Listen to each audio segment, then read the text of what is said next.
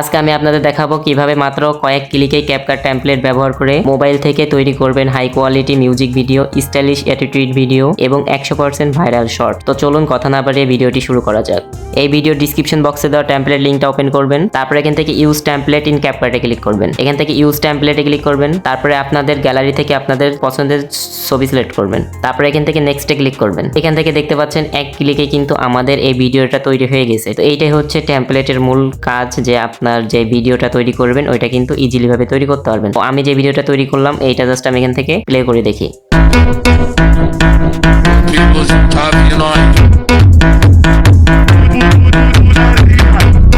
তো দেখতে পাচ্ছেন খুব সুন্দরভাবে কিন্তু আমাদের এই ভিডিওটা তৈরি হয়ে গেছে, ঠিক আছে।